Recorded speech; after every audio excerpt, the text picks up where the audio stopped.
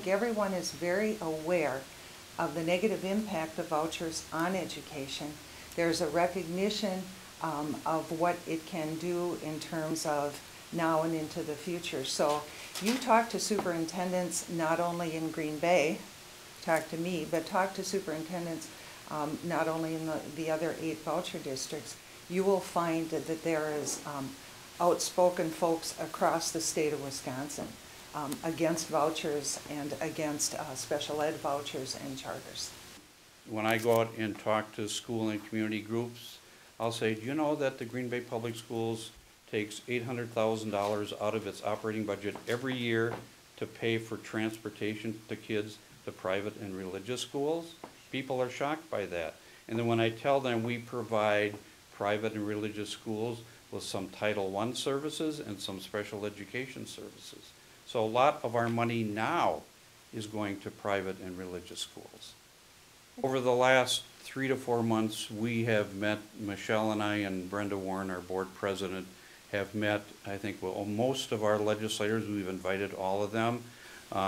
We've met with Luther Olson, we've met with Mike Ellis. We'll really meet with anybody that wants to meet with us, and I think our message is getting out. Talk to school board members from other states at national conventions, and it's the same legislation, they just changed the name of the state.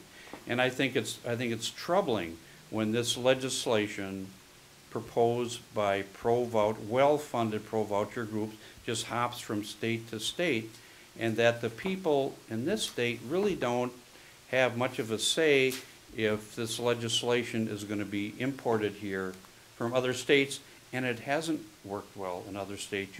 There have been many studies that have shown that kids in voucher schools don't do any better than kids in public schools, despite the fact that they can cherry pick their students. I mean, we take great pride in the fact that we educate every child who walks in the front door. And if a private school doesn't have a program for, let's say, severely autistic kids, blind kids, kids in a wheelchair, students who have no English language skills, they can say, sorry, go over to the public school. We welcome those kids every day.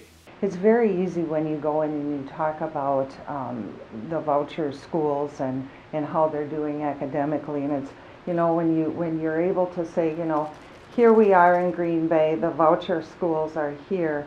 Why would we want to adopt a system that puts us down instead of moves us up, which is, you know, we're trying to have all kids reach proficiency.